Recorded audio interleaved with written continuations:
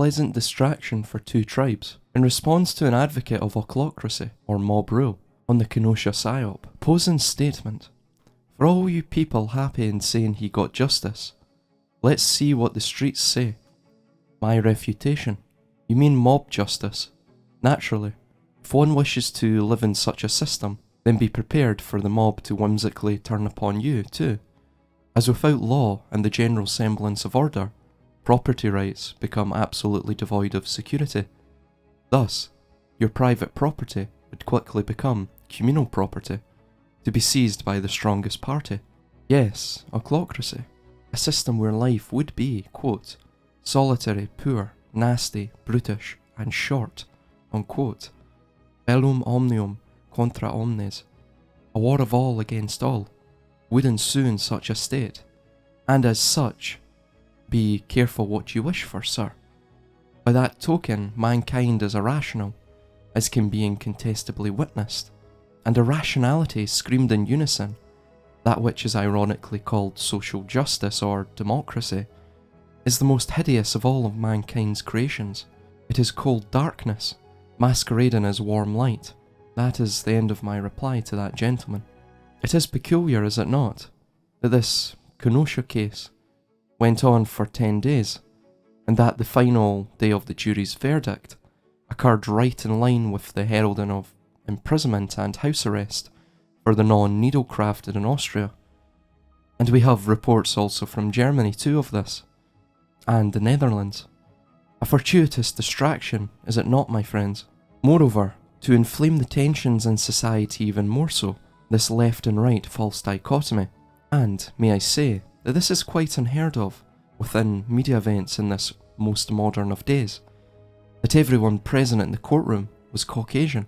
Strange, is it not, that the one thing that would inflame the idea of quote-quote white privilege in a post-innocent verdict amongst the extreme left wing would be an ethnically homogeneous courtroom of Caucasians. And this is what happened so because this was designed to stir up the contrived dialectic, the false dichotomy that I spoke of, to stir up hatred amongst the peasantry to then keep the tyrant king safe during the final push of the agenda.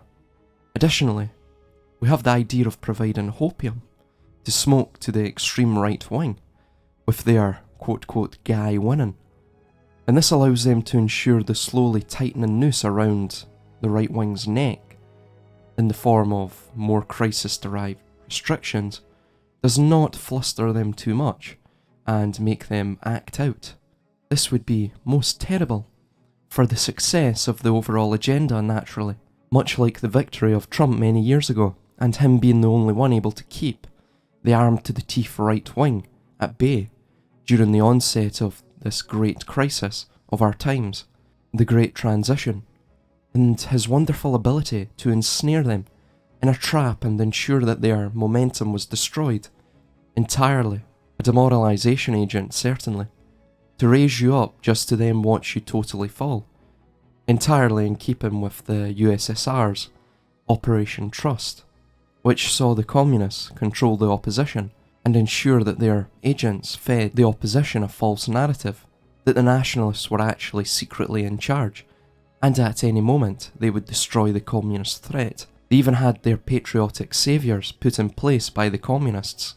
This allowed the new regime to ensure the final vestiges of resistance to communism was brought out from the woodwork and then arrested and summarily executed, or shipped off to Siberia, if they were feeling particularly merciful that day. All in all, a similar occurrence has played out here too, with the QAnon psyop, and as we're seeing, it continues to this day.